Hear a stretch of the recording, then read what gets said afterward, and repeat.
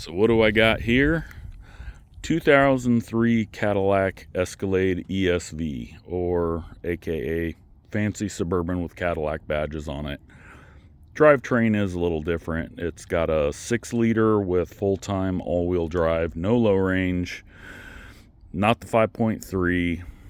It is supposed to take high octane, but she does just fine on 97, so I don't spend the extra money. Probably should, but oh well. She's not perfect. She got a couple little bumps and bruises, and the backup sensors no longer want to work since I bumped the rear bumper off-roading and they pulled out, so I got to get some new ones. But it takes a little bit of work to keep going. She's got a couple gremlins.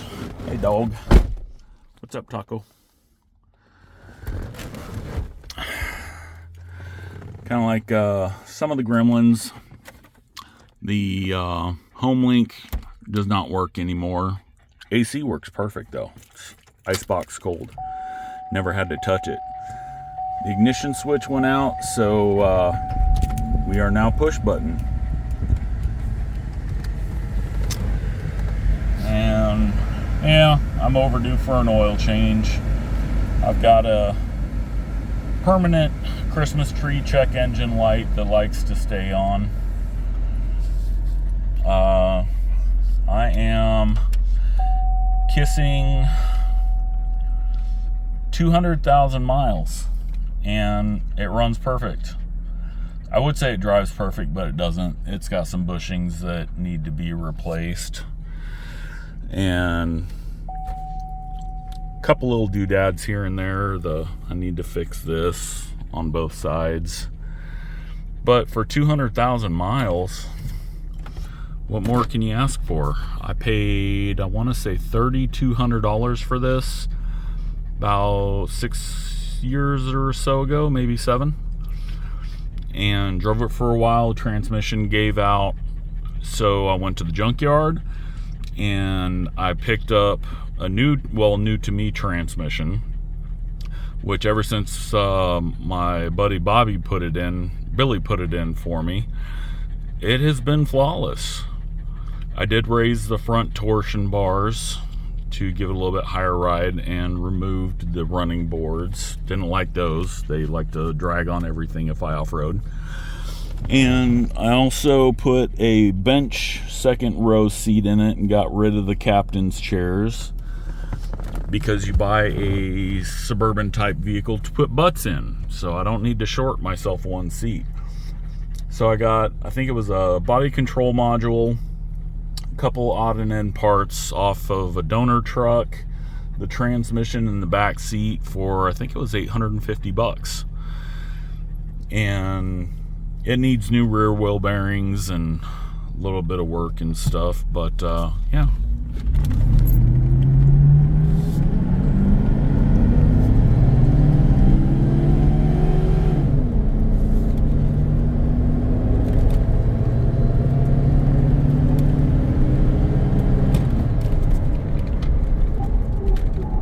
Brakes work really well.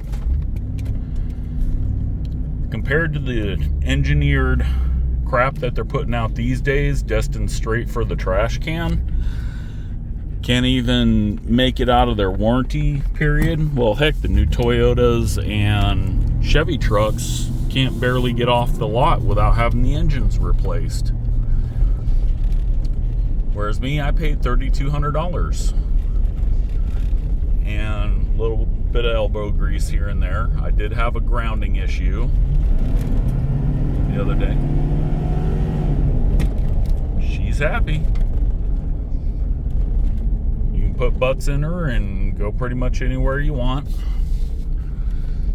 It's not the fanciest. I do have a nice little touch screen doubled in. Like I said, the AC works perfect. But man, for what people are paying these days, I mean, back in the 80s, you could about buy a house for what cars are going for now. And they're absolute trash. and they love to mix plastic and metal pieces together. I just went to AutoZone the other day, and okay, who's gonna go? Who's gonna say, okay, I'll go. I barely touched the heater core hose the other day, and the thing just snapped and fell off. Investigated a little bit, discovered they put a totally useless part that's plastic on a metal heater core line that just got brittle and broke with heat cycling. And I mean, really, you didn't even need the part, period. It had a hose clamp on it. Why are you going to put a special quick disconnect and a hose clamp? It's just a part to break. Makes literally no sense. But yeah, mixing plastic and metal parts together to make one part.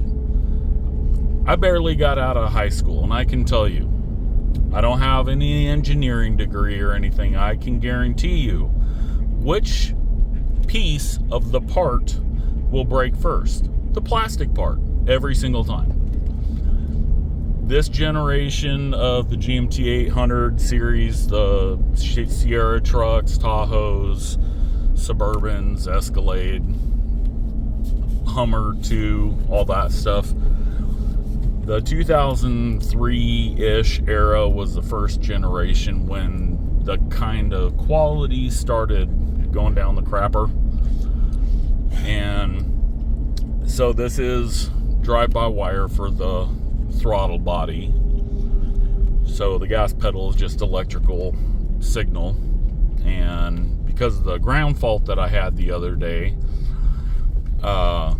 it kept causing it to go into limp mode. I thought I had to replace a some kind of module so it knows the position of the gas pedal. And so I went to the junkyard, got one of those the other day. It did not want to work. Actually, I got two of them. Neither one of them wanted to work.